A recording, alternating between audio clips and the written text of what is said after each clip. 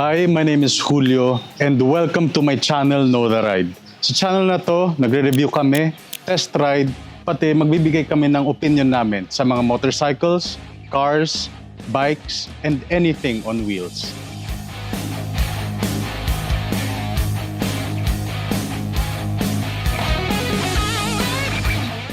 I would like to start this video with my first Ducati. So ito yung una nating i-review, ang aking Ducati Street Fighter V2 2022.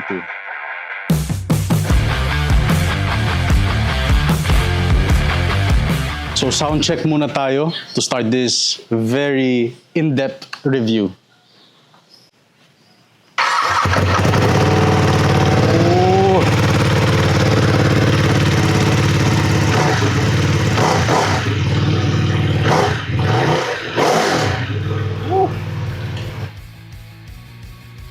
So this Ducati Street Fighter V2 has a Super Quadro 90-degree V2 liquid-cooled 955cc na makina.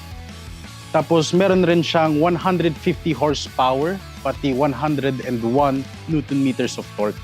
Naman sa may handlebars, may kita nyo, meron tayong high beam, turn signals. So this Ducati Street Fighter, meron siyang tatlong mode: road, sport, pati wet. Meron rin siyang Ducati traction control, wheelie control, pati the famous Ducati quick shifter. Yung quick shifter ni Ducati very smooth and aggressive.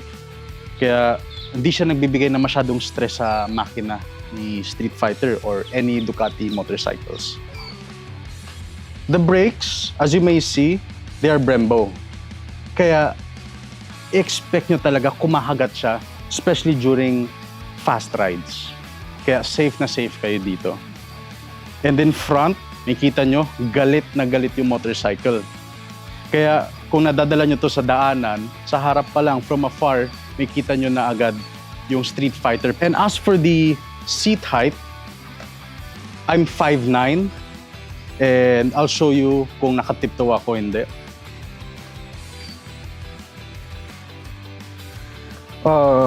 Dito sa neutral stance natin, medyo nakatiptoe ako. For a person my age, I'm 28, I rode this bike for a total of, well, one way, 8 hours. 8 or more hours. Yung back ko naman, di naman masyado na sumakit. Pati yung elbows, hindi naman ganun. It's just that the palms, of course, the weight nandito. And when you're going fast, syempre medyo aerodynamic, kailangan mo yumuko. So you just have to take note na when having this kind of motorcycle, yung comfort rin ang kailangan mo i-consider. Dito naman sa likod, as you may see, it is a very minimalistic kind of design by Ducati.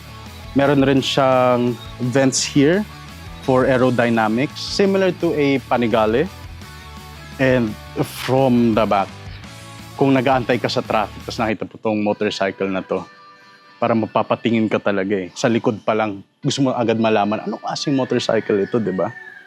Then as for the fuel, this is a 17-liter fuel tank. And for the consumption, usually we ride from Zamboanga to Ipil. Ang distance niya na around 130 kilometers. Full tank nito kaya. Pero pagdating mo na ng Ipil, kailangan mo na mag-refill. Pero when it comes to the traffic conditions, doon na nag-iiba yung fuel consumption. Medyo matakaw siya sa gasolina. And speaking of fuel, paano mo malalaman kung kailangan mo na i-fuel yung motor mo? Ang problema dito sa Street Fighter V2, wala siyang fuel gauge. Lalabas lang ang fuel icon kung kailangan mo na siya i-fuel. As for the seat, komportable naman. Pero kung gusto mo magkaroon ng OBR, depende na yan sa'yo. Kasi para sa akin, I prefer riding alone. Medyo aggressive stance na siya eh. Diba? Though meron naman ditong foot pegs for the OBR, nakayuko na rin siya. Kaya ideally, when it comes to having these kinds of motorcycles, ride it alone, enjoy it alone. And also the exhaust, as you can see, the pipe, it gives this character, the sportiness to it. Here, the radiators. You have to take note. Itong motorcycle na to, hindi lang grabe humigop ng fuel, pero grabe rin siya humigop ng hangin. When idling, this motorcycle tends to go above 100 degrees. Kaya medyo mainit siya dito. Kung yung paa mo nandito, nararamdaman mo yung init eh. As for the shocks and the front fork, both are adjustable. Though gold yung suspension dito sa Street Fighter, hindi siya all-ins. Tapos yung front fork niya, Showa. Again, both are adjustable, kaya pwede siya going soft or hard depending sa use ng rider. This Street Fighter has a stock tire of a Pirelli, if I'm not mistaken, Diablo Rosso Force. Okay siya for a daily, but again, during wet conditions, you just have to be cautious when riding.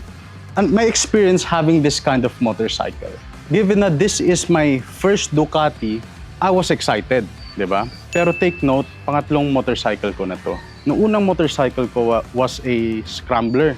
So riding with this kind of motorcycle, I was sort of confident because it came from a very reputable motorcycle company, and also it really performs.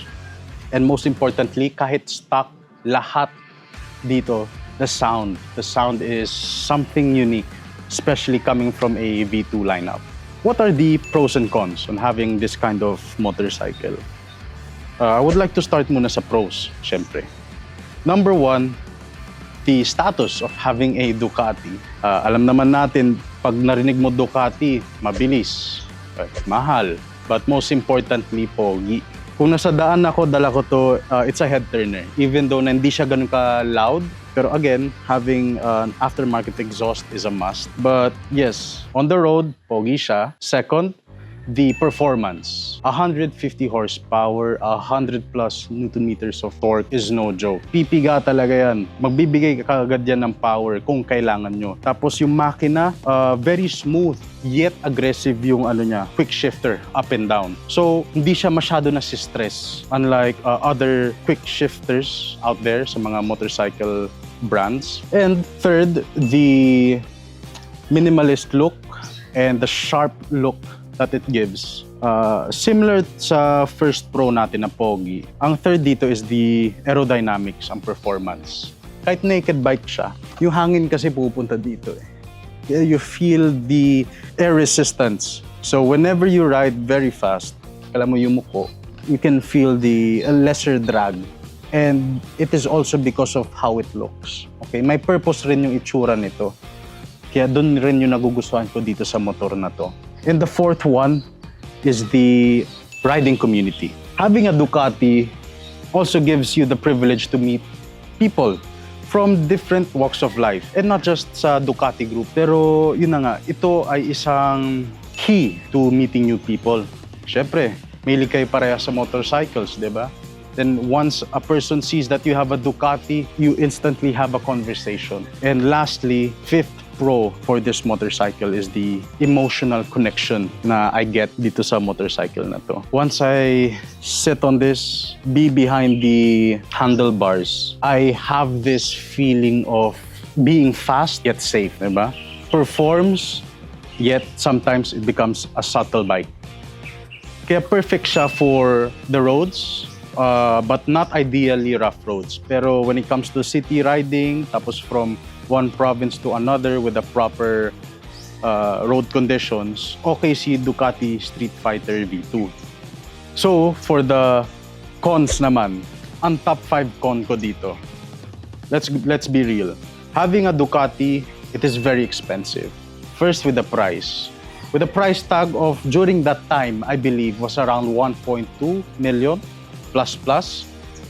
You can get other motorcycles cheaper and have the same power. And also, 1.2, makakabili ka na rin ng kotse, di ba? Pero yun na nga, you buy happiness, you buy the performance, you buy the badge, you buy the engine, the exhaust, kahit lahat stock, okay pa rin siya. Ideally, 1.2 is no joke for a motorcycle. Second, ang con ko dito sa motor na to, gas guzzler. Ano meaning nun? Kumakain talaga siya ng gasolina. 95 octane gasoline always. During long rides, it still eats. Pero pagdating sa traffic, if you use it for, let's say, going to the gym or going to the office, medyo gutom na gutom talaga tong motor na to. Third, speaking of the fuel tank and fuel consumption, wala siyang fuel gauge for a 1.2 million na motor. Wala siyang fuel gauge. Why? I don't know.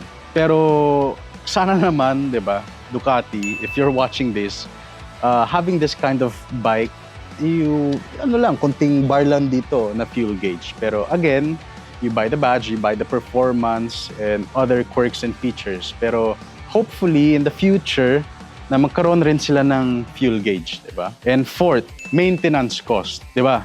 Bibili ka ng motor, hindi naman pwede nakatambay lang yan, hindi naman pwede na i-ride mo lang yan.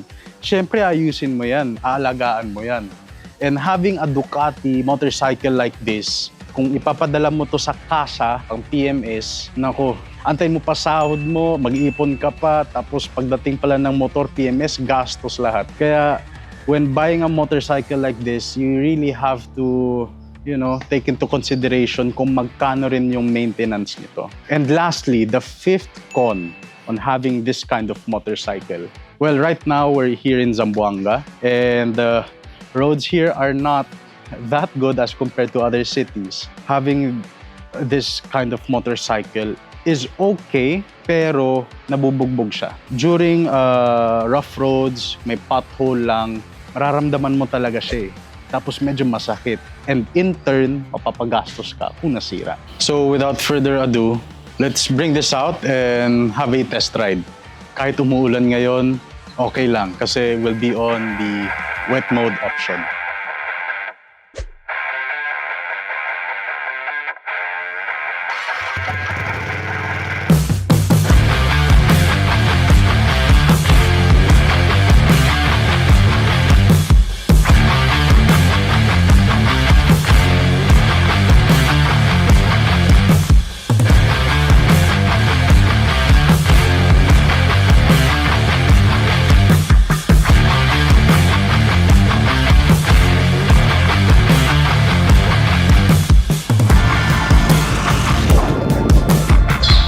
So after the ride, ngayon alam na natin yung opinion ko. So magsimula muna tayo sa isa. Okay ba siya pang daily rides? As you can see, ginamit ko kahit umuulan. Perfect na perfect siya for an everyday motorcycle. Pangalawa, okay ba siya for your first bike? Well, given the power, how expensive it is, and also the performance and the quirks and other features, hindi siya okay for beginner riders. Bakit? Kasi this motorcycle requires discipline and knowledge, especially when turning. Lastly, 1.2 million pesos. Is this worth it? For me, given na this is my first Ducati, of course it is. Pero kung naghahanap ka ng motor with performance, safety, comfort, at pati itsura, 1.2 million is a lot.